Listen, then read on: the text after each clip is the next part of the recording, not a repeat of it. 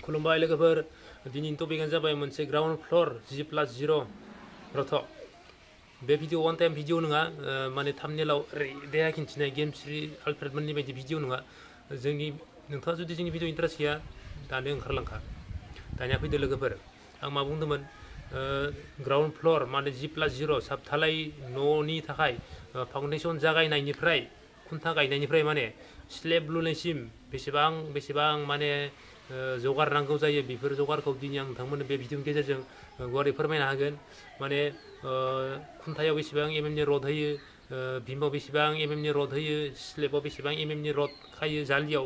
बेफोरनि गासै भिडिअखौ नोंथांमोननो गुवारै फोरमायनो हागोन जोबोर बार बारदों माने बार नांदों आं बिल्डिं सायावसो दङ नालाय नोंथांमोना खोनासंनो डिस्टार्ब जानो हायो आं देखायनि नै बिल्डिं सायावसो दङ आङो नै जादों फोथार लाब बारनांसिगोन आं बिल्डिं सायावसो दङ बिल्डिंनि भिडिअ होनानै माथो बिल्डिंखौनो देखायनो हाया बिल्डिंआवनो जनो मोना ओरै साननो बायना खारन आं बेनि थाखायनो बिल्डिं सायाव जनानै दिनै बे भिडिअखौ बानायदों दानिया आं मोनसे नक्सा आखिना लादो बे नक्साखौ देखायनानै नोंथांमोननो फोरमायलांसिगोन दानिया फैदो नक्साखौ नाय दानिया ड्रयिंखौ नायदोनिफ्राय दा आं मा बुंदोंमोन G+0 ना ground floor house construction work माने ग्राउन्ड फ्लोरनि कनस्ट्राक्सन खामानिनि थाखाय जेनेबा 12x12 रुमनि थाखाय दै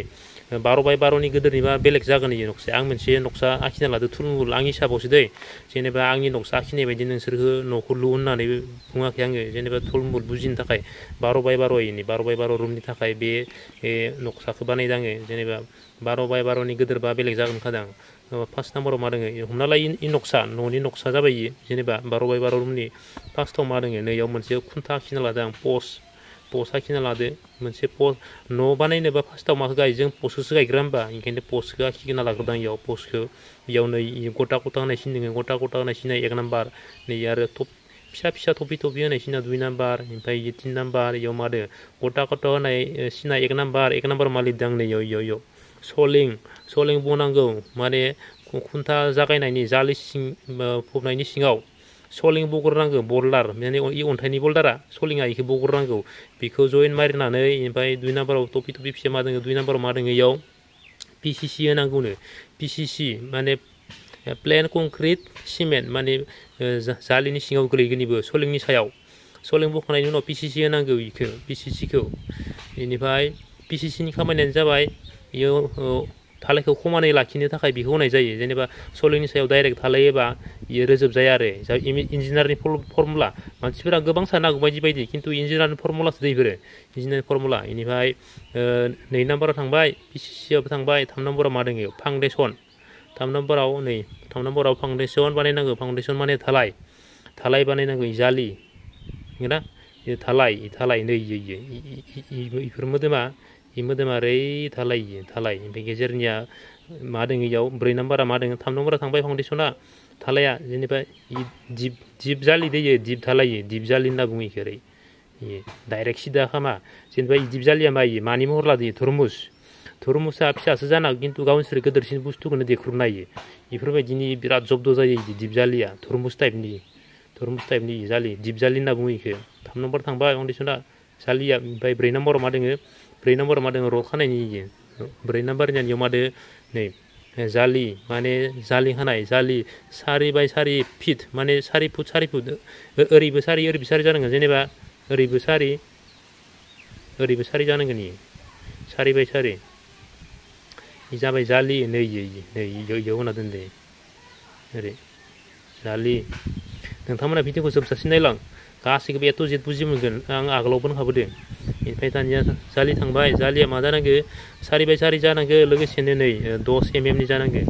10 mm बेखौ सुताजों बांसिन सुतायाव रायलायो 3 सुता गोलैयो इयो बेनिफ्राय 6 इंसि जानांगौ 6 इंसि सेन्टार टु सेन्टार 6 इंसि डिसटेन्स जेनेबा बेनिफ्राय इयालागै 6 इंसि सेन्टार टु सेन्टार 4 नाम्बार थांबाय दानिया 5 नाम्बार दङ 5 नाम्बारा मा इयो रड पस्टनि रड 5 नाम्बार इयाव आङो दोंनैल' खिन्थिदो इयाव खैथा होनांगौ इखौ आं देखायगोन मोनलाङो इयाव 5 नाम्बाराव मा दङ रड 5 नाम्बाराव मा दङ नै पस्टनि रड 12 mm 4 पिस ओमफ्राय 10 mm 2 पिस माने 6था जानांगौ इयाव आं इयाव मोननैल' खिन्थिदो खिन्थु 6था जानांगौ मा होनदों पस्टनि रडा 12 mmनि दं 4 बेनिफ्राय 10 mm नि दोंनै 12 mm नि दोंब्रैयाव खना खना थाखाबाय ओमफ्राय 10 mm नि दोंनैखौ गेजेराव सोना होनांगोन गेजेराव ओमफ्राय इ खुन्थाया बोरै जानांगोन दा देखायखानाय इखौबो बोरै जानांगोन बेनिफ्राय 6 नाम्बाराव मा दोङो मा 6 नाम्बाराव मा दोङो रिं जे माने नै इ रिङा इ खानाया बेखौ रिङा ओरै खाया होमबा जों इ रिङा मा होनदो 8 mm नि जानांगोन इयो 2.5 सता होनना बुङो जों सतायाव 8 mm नि 6 इंसि सेन्टार टु सेन्टार 6 इंसि गोजानाव खानांगोन इयो 6 इंसियाव जेनेबा इनिफ्राय इयो 6 इंसि इयालागि 6 इयालागि 6 इयालागि 6 ओरै 6 इंसि सेन्टार टु सेन्टार बेनिफ्राय दानिया थांबाय इयाव 6 नाम्बार थांबाय खिन्थु इयाव पस्टनि थाखाय होबाय आं थंसे पस्ट गायनो थाखाय मा नांगौ खिन्थु भीमाव पस्टआ बेसेबां गिदिर जानांगोन भीमा बेसेबां गिदिर जानांगोन स्लेबनि भीमा बेसेबां गिदिर जानांगोन इखौ आं नैखि मोनसे दंबावो आखिना लानाय बेयाव नायनो हागोन नोंथांमोना इयाव दङ नै जेनेबा हमना ला इ गंसे न' नै इ खुन्थामोन इ जालिमोन जेनेबा इ गंसे न' खुन्थाखौ थंसेल' दोनो इयाव होजायो होबा खिन्थु होआखै इ पस्ट ओमफ्राय इ पस्टनि गुदिनाथ' थांखाबाय बेनिफ्राय इ जालिनिफ्राय नै भीमालागि बेसेबां गोजौ थानांगोन इयो 4 फुट थानांगोन इयो 4 फुट बेयाव 4 फुट बिदि 7 नाम्बारनि फुटिं होनना बुङो इखौ 7 नाम्बाराव दङ इयो 7 नाम्बाराव मा दङ नै फुटिं 4 फिट 7 नाम्बार बेनिफ्राय 7 नाम्बाराव थांबाय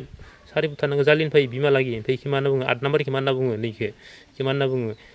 प्लेन भीम होनना बुङो इखौ पिल' लिरदों इयो प्लेन भीम 8 नाम्बाराव मा दङ नै प्लेन भीम बेसेबां गिदिर जानांगोन 9 इंसि बाय 9 इंसि ओमफ्राय मा जानांगोन रडआ 12 mm नि 4 पिस दोंब्रै जानांगोन इयाव नै इयाव जेनेबा 12 mm नि दोंब्रै जानांगोन इयाव 8 नाम्बार थांबाय दानिया 9 नाम्बार पस्टआ माखौनो नै 9 नाम्बार इखौनो पस्ट होनो जेनेबा सिदाखौनो खुन्थाखौनो पस्ट होनना बुङो जोङो पिलारबो होनना बुङो इंराजियाव नै इयाव बबेमोन 9 नाम्बार पस्टआ मा जागोन 9 बाय 9 जानांगोन इयाव रडआ खैथा जानांगोन दहायथ' मोनलांखाबाय 9 बाय 9 जानांगोन इबो भीमाबो 9 बाय 9 पस्टआबो 9 बाय 9 इयो 12 बाय 12 रुमनि थाखायसो इ डिजाइना इ हिसाबा जेनेबा बेनिफ्राय दानिया मा दङ 9 नाम्बार थांबाय 10 नाम्बाराव मा दङ स्लेब भीम नैयाव स्लेब भीम 10 नाम्बाराव मा दैयाव स्लेब भीम नै slab Bhim 10 number slab Bhim 9 बाय 9 जानांगोन इबो 9 बाय 9 खिन्थु रडआ इयाव 16 mm फैदो 12 mm जागायाव स्लेब भीम 16 mm 2 पिस 12 mm 2 पिस 6था जानांगोन इयाव मानो 16 mm नि होनो खोन्थाखो जेनेबा इ स्लेबनि अजनखौ नै इ भीमा लाखिगोन इनि कारना 16 mm नि दोंनै होनो इयाव 16 mm नि दोंनै नै 16 mm नि दोंनै 12 mm नि दोंनै स्लेबनि भीमाव इयाव 6था जानांगोन इयाव खिन्थु 16 mm नि दोंनै नांगोन 12 mm दोंनै सरि 6था नङा दोंब्रै 16 mm नि दोंनै 12 mm दोंनै बेनिफ्राय लास्टाव मा दोङो स्लेब भीम थांबाय ओमफ्राय 11आव मा दङ इयाव प्लेटआ स्लेब इखौ स्लेब होनना बुङो ओमफ्राय इयाव मा दङ 10 आरो 8 mm नियानो जागोन स्लेबाव मा दैयाव नै स्लेब 4 इंसि रोजा माने 4 इंसि रोजा जानांगोन इथालाया 4 इंसि रोजा जानांगोन बेनिफ्राय 8 ना 10 आरो 8 mm नियानो जागोन स्लेबाव ओमफ्राय इखौ खायो बोरै इखौ खायो जेनेबा डाइरेक्ट हमना ला ओरै रुमा गोलावबा ना 12 बाय 12 नि अनगायैबो